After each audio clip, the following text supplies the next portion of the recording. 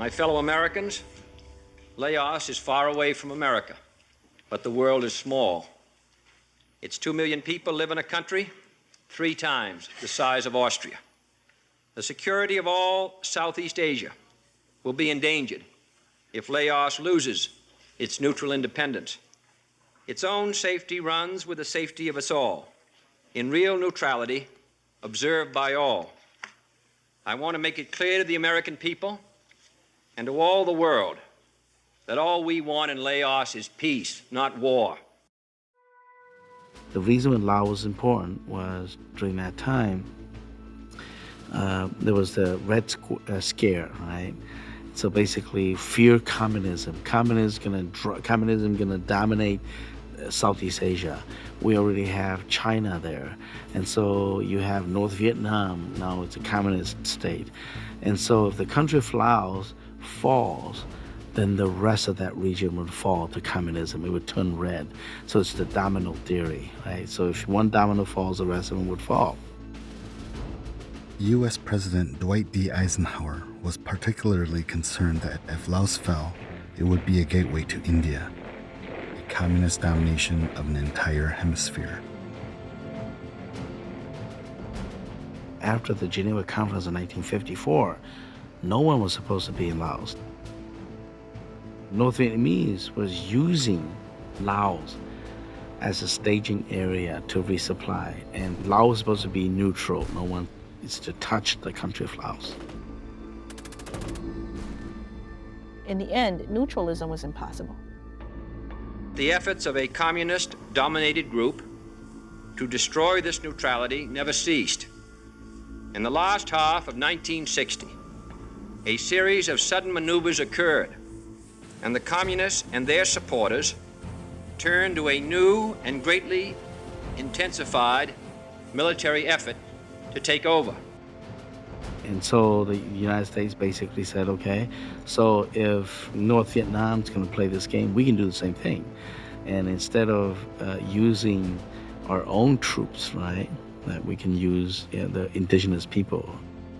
And that's why Colonel Belair was sent over to train the Hmong people to fight as surrogate soldiers of the American armed forces, because they couldn't be there. Military forces can't be there, but they send CIA advisors.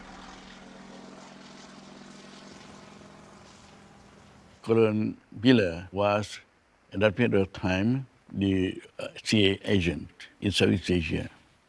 And when Belair got to Laos, the first person that he sought was General Pao. Colonel Belair came to ask him,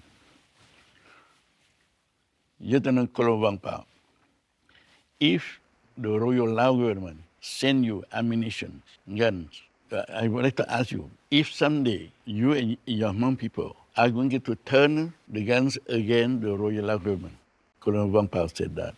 Colonel Belair, I am an officer of the Royal Lao Army. My Hmong soldiers and I, we never turn our guns against our Royal Lao Army, and because of that, I asked you for help.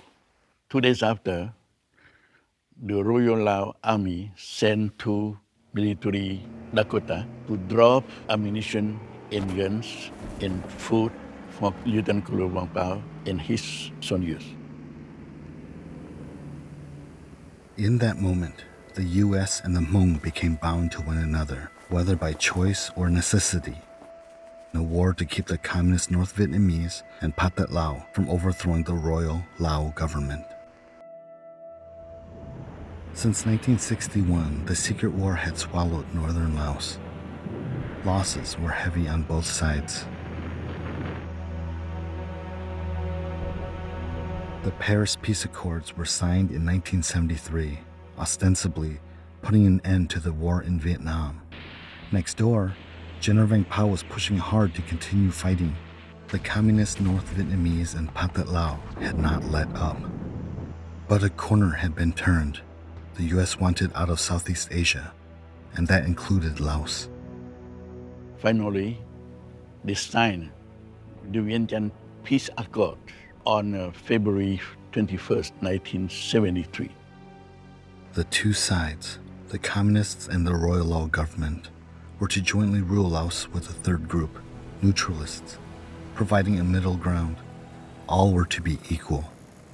It was a tenuous arrangement, enemies coming together to rule. But after decades of war, the people of Laos had hope. They created a representative Congress called the National Political Consultative Council. The leaders of the three parties were meeting regularly. Optimism was in the air.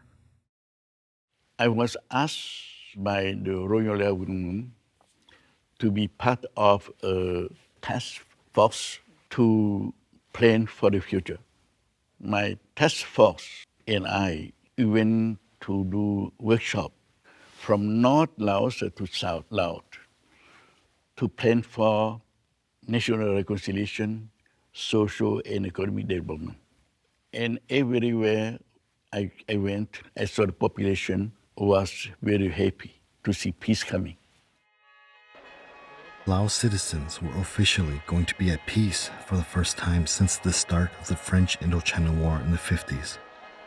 But the North Vietnamese and the Pathet Lao were secretly making plans to forcibly take the country.